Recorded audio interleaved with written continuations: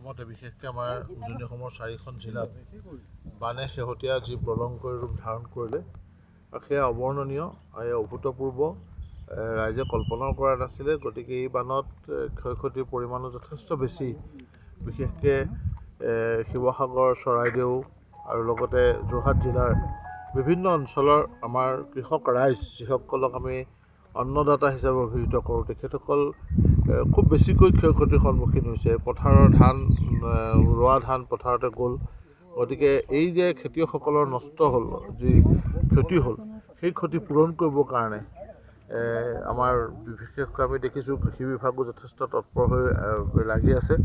ৰাইজেও যথেষ্টখিনি কষ্ট এই বান বিধ্বস্ত খেতিয়কসকলৰ কাৰণে এইকেইদিন কৰিছে, বিভিন্ন ঠাইত কঠীয়াতলি কৰিছে। আৰু আজি আমি তিয়ক কৃষি চক্ৰৰ অন্তৰ্গত নমতে গোহাঁইগাঁৱত আমি উপস্থিত আছোঁ। আৰু তাৰ এই কৃষকৰ পথাৰত তেখেতসকলে কৃষি বিভাগৰ উদ্যোগত আৰু ইয়াৰ স্থানীয় কৃষকসকলে নিজৰ খেতিৰ যি মাটি সেইটা তাত কঠীয়া পাৰিবৰ কাৰণে বান বিধ্বস্ত ৰাইজৰ কাৰণে তেখেতসকলে আগবঢ়াই দিছে।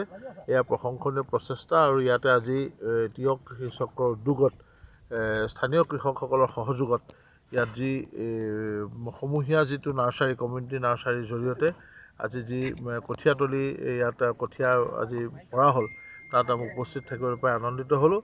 আৰু এই ক্ষেত্ৰত উদ্যোগ লোৱাৰ বাবে তিয়ক কৃষি চক্ৰৰ কৃষি বিভাগৰ লগতে আমাৰ স্থানীয় যিসকল কৃষকে ইয়াত সহযোগিতা কৰিছে, নিজৰ খেতিৰ মাটি সকলে বান বিধ্বস্ত ৰাইজৰ খেতিৰ বাবে দিছে, সকলোকে আন্তৰিক ধন্যবাদ জ্ঞাপন কৰিছোঁ।